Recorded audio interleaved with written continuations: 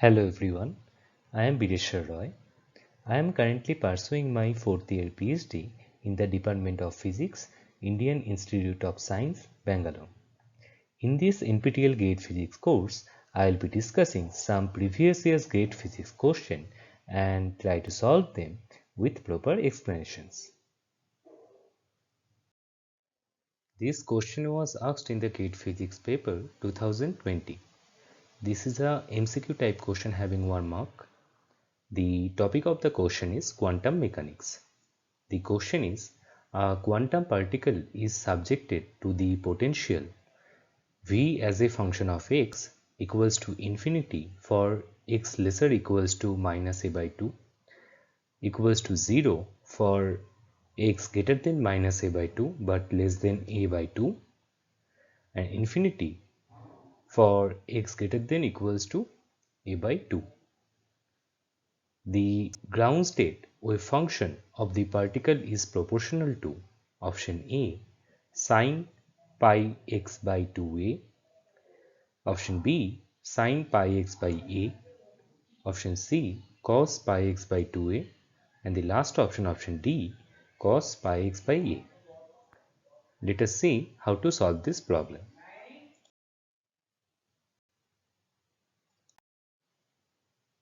The given potential profile according to the question is V as a function of x equals to infinity for x lesser equals to minus a by 2, equals to 0 for x greater than minus a by 2 but less than a by 2, and infinity x greater than equals to a by 2. The potential profile is shown by this schematic. Now we will consider the wave function for the particle in this given potential profile are psi 1x in the region 1, that is for x lesser equals to minus a by 2, psi 2 as a function of x in this region, that is x greater than minus a by 2 but less than a by 2, and in the third region the wave function is psi 3x, that is in the region x greater than equals to a by 2. Now the boundary conditions for this problem is given by psi 2 at x equals to minus a by 2 equals to psi 2 at x equals to a by 2 equals to 0. This is because in the first and third region the potential is infinity. So no particle wave function can exist in the infinite potential region. So psi 1x and psi 3x should be 0. Also at the boundary, these two wave function, that is psi 1 as a function of x and psi 3 as a function of x, should be 0. Now at the boundary also the wave function should be continuous. That is why the wave function psi 2 at the boundary, that is minus a by 2, and psi 2 at this boundary, that is at x equals to a by 2, should be 0. Now we will solve the one-dimensional Schrodinger equation in the region 2, that is in the region for x greater than minus a by 2 but less than a by 2, to get the particle wave function in this region. So the one-dimensional Schrodinger equation is given by minus h cut square by 2m times d square psi 2 as a function of x dx square plus v as a function of x times psi 2 as a function of x, where v as a function of x is the potential in that region, equals to E times psi 2 as a function of x, where E is the energy of the particle. Now in region 2 the potential is 0. So this equation can be written as d square psi 2 as a function of x dx square plus 2me by h cut square times psi 2x equals to 0. Now we will write this quantity 2me by h cut square as k square, where k is the wave vector for the particle wave function. So the equation can be written as d square psi 2x dx square plus k square psi 2x equals to 0, where k square equals to 2me by h car square. Now for our case, the energy of the particle is greater than 0, that is E greater than 0. It concludes that k square should be greater than 0. So k has the real value. For this kind of condition, the solution of the equation will be psi 2 as a function of x equals to a times sin kx plus b times cos kx. Here a and b are the constants.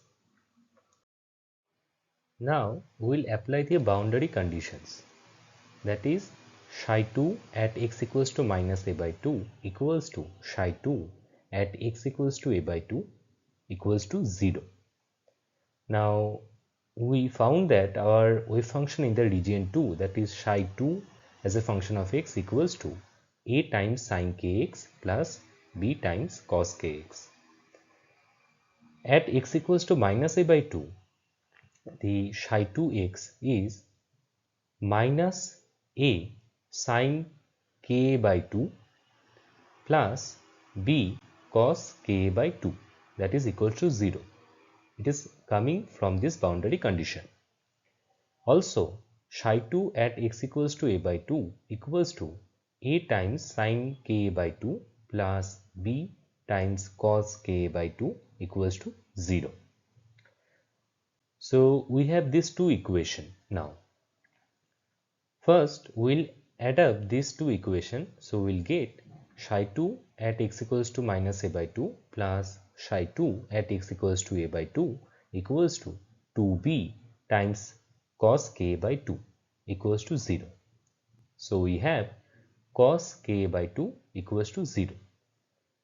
Now any cosine function can be 0 for the values k by 2 equals to any odd multiple of pi by 2.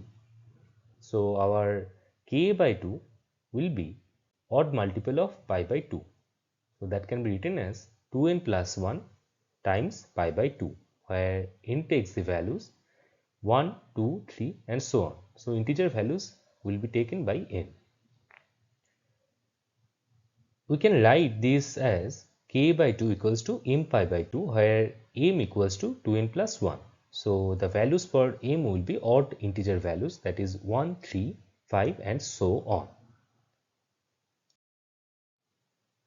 So we found that our k value will be m pi by a, where m equals to odd integers, that is 1, 3, 5 and so on.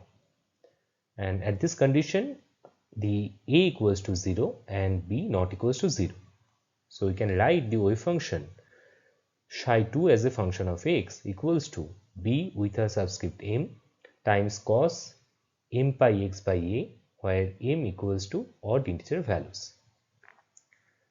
Similarly, we will subtract those two equations, that is psi 2 at x equals to a by 2 minus psi 2 at x equals to minus a by 2 equals to 2a times sin k by 2 equals to 0. So from here we can write sin k by 2 equals to 0. That means k by 2 will be integer multiple of pi. So n will be 1, 2, 3 and so on. We can write this k as 2n times pi by a. Now we will write this 2n as m. So m will take the values 2, 4, 6 and so on. So the m values will be even integers. So we have k equals to m pi by a, where m takes the even integer values, that is 2, 4, 6 and so on. And for this condition, the a not equals to 0 but b equals to 0. So the particle wave function will be psi 2 as a function of x equals to a with subscript m times sin m pi x by a for m equals to even integer values. So the complete solution for the particle wave function will be psi 2 as a function of x equals to am times cos m pi x by a for m equals to odd integer values, and psi2 as a function of x will be bm times sin m pi x by a for m even integer values. Now for the ground state, m value will be 1, that is odd. The particle wave function at the ground state will be psi2 as a function of x equals to a1 times cos pi x by a. So the particle wave function will be proportional to cos pi x by a. Hence the ground state wave function, that is for m equals to 1, of the particle is proportional to cos pi x by a. That is our option D. Now we will see a different approach to solve this problem. We can solve this problem with the help of a known result. Let us consider this kind of potential profile. That is, the potential is infinite for x lesser equals to 0. The potential is 0 for x greater than 0 but x less than a, and the potential is infinite for x greater than equals to a. So this is a very well-known problem for a particle in a potential well having width a. For this problem, we know the solution will be psi1x and psi3x will be 0 in the infinite potential regime, and psi2x will be root over 2 by a times sin n pi x by a, where n takes the integer values, that is 1, 2, 3 and so on. So using this solution, we can get the solution for the given problem. Now we will shift the origin from x equals to 0 to x equals to a by 2 in the older well-known potential problem. So if we shift our origin from x equals to 0 to x equals to a by 2 in this potential profile, so our coordinate system will get transformed. So in the new coordinate system, the potential profile will look like this. So the potential barriers in the transformed coordinate will be at x dash equals to minus a by 2 and at x dash equals to a by 2. So now we get the potential profile same as the given in the question. In the new coordinate system, after transformation, we can connect the older coordinate system to our new coordinate system, and that is given by x dash equals to x minus a by 2. So we can write x equals to x dash plus a by 2. So the particle wave function in the new coordinate system will be transformed from psi2 as a function of x, that is the older wave function in the well-known potential problem, to psi2 as a function of x dash in the new or transformed coordinate system. Now for the older problem, we know psi2 as a function of x is equal to root over 2 by a times sin n pi x by a. Now we have transformed our coordinate system from x to x dash. So psi2 as a function of x dash will be root over 2 by a times sin n pi by a times x dash plus a by 2, because x has transformed to x dash plus a by 2. That has been shown in the previous slide. So the wave function in the transformed coordinate system will be root over 2 by a times sin n pi by 2 plus n pi x dash by a. For ground state, that is for n equals to 1, we have psi2 x dash equals to root over 2 by a times sin pi by 2 plus pi x dash by a. So this will give us root over 2 by a times cos pi x dash by a. Hence the ground state wave function of the particle is proportional to cos pi x by a. That is the option D given in the question. We solved this problem in two different ways. From both the solutions, we found that the answer for this question, that is the ground state wave function of the particle, is proportional to option D, that is cos pi x by a.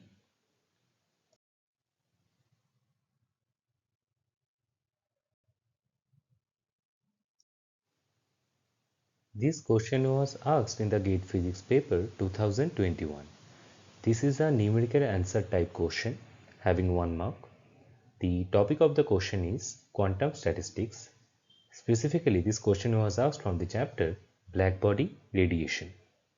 The question is, a light source having its intensity peak at the wavelength 289.8 nanometer is calibrated as 10,000 Kelvin, which is the temperature of an equivalent blackbody radiation.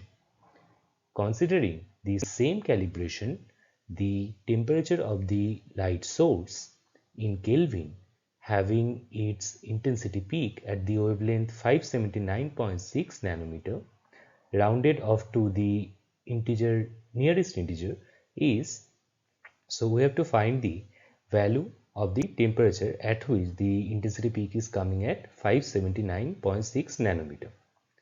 Let us see how to solve this problem.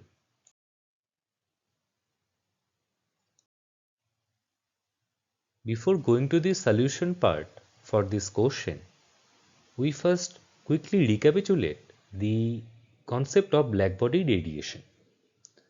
Now, blackbody radiation follows the photon statistics or Bose-Einstein statistics with the chemical potential mu equals to 0.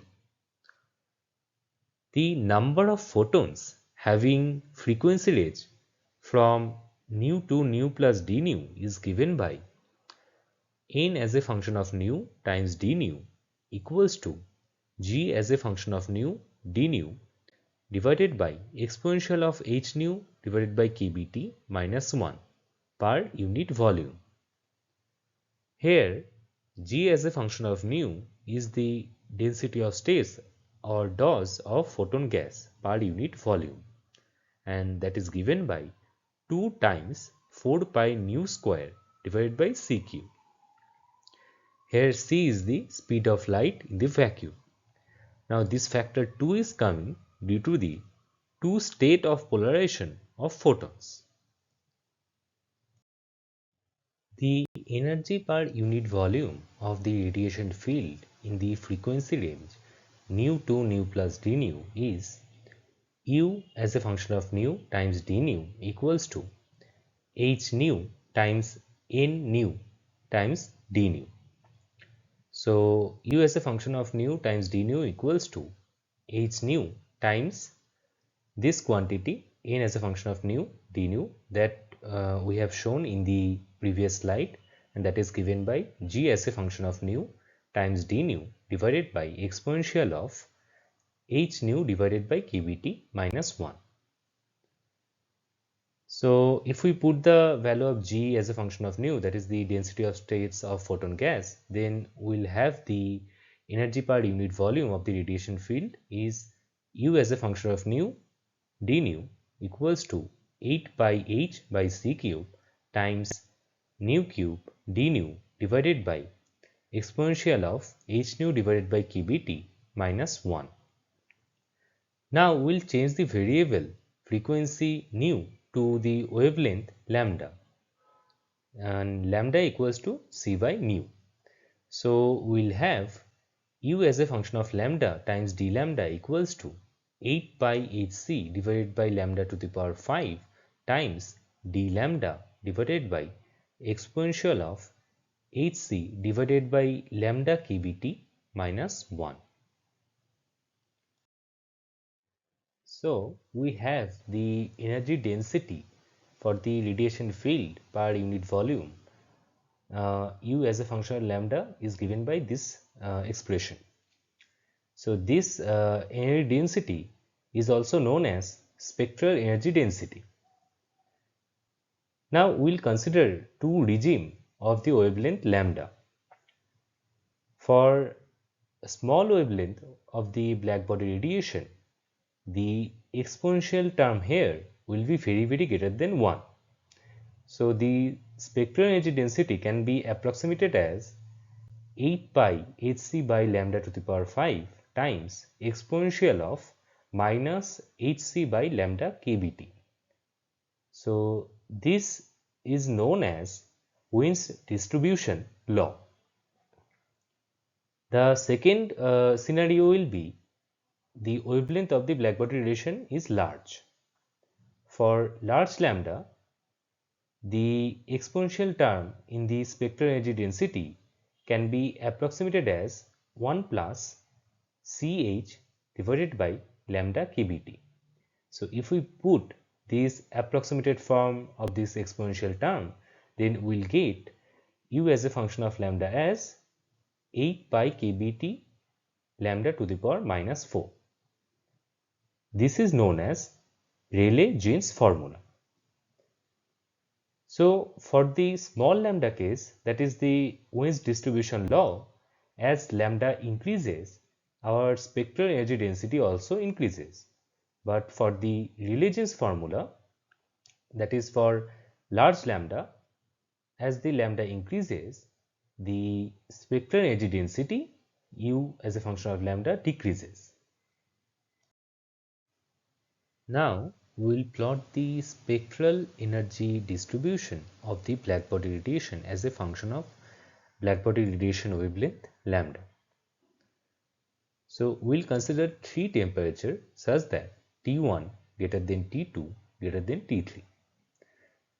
So we will plot the spectral energy density versus lambda for these three temperatures, and the plots will look like this.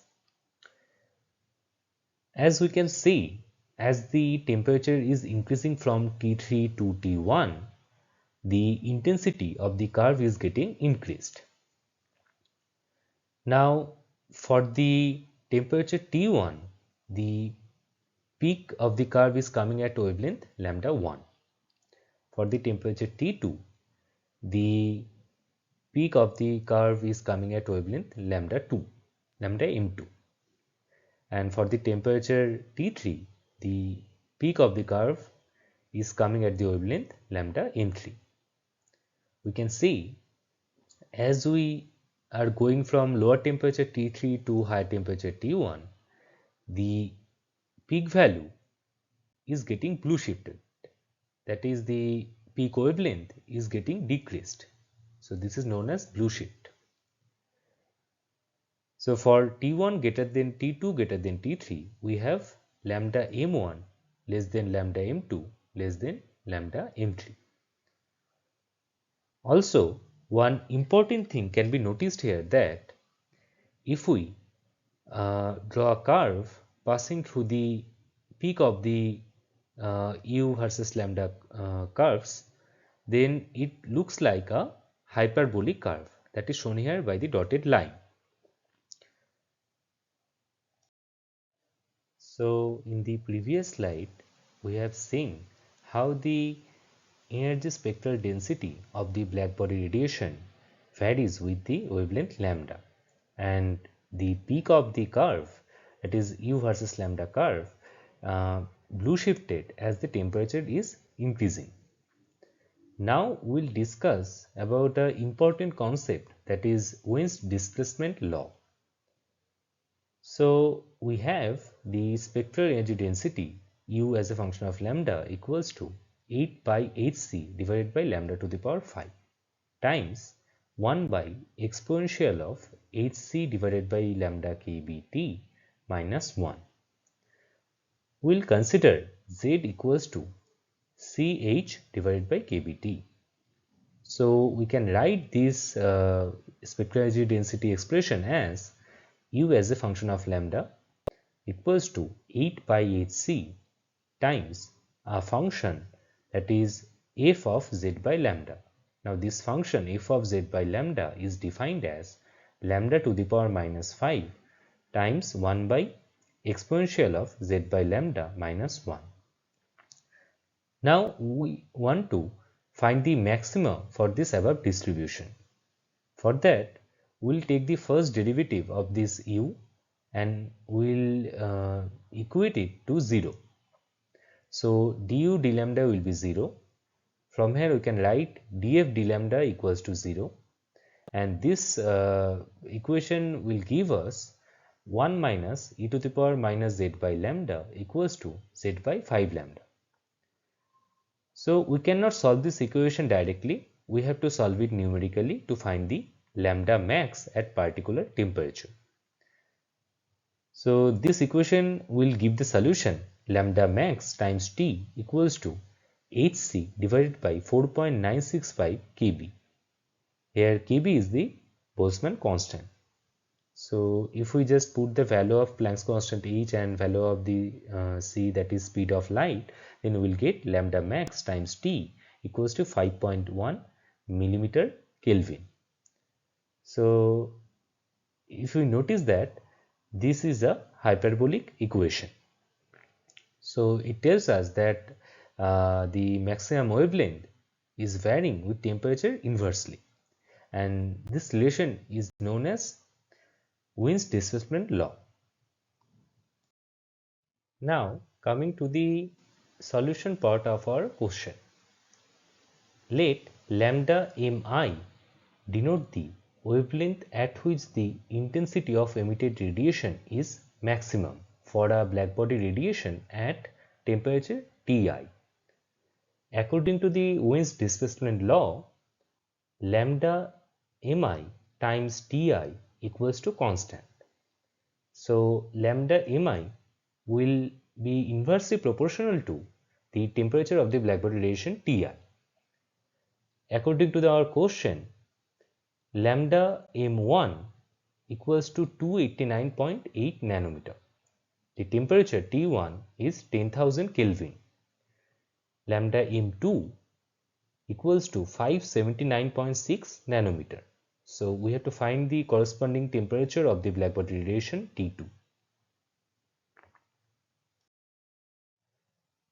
Now we will apply the Wien's displacement law, that is lambda mi proportional to 1 by Ti.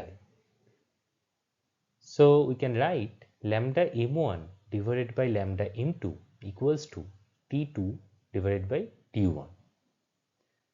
So T2 can be written as lambda m1 divided by lambda m2 times T1.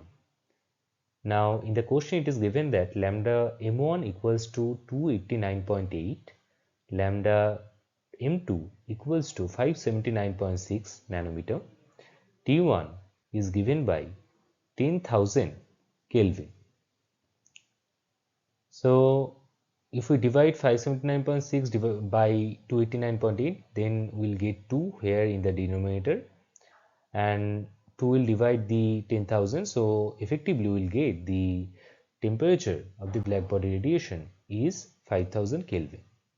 So 5000 Kelvin is the correct answer for this question.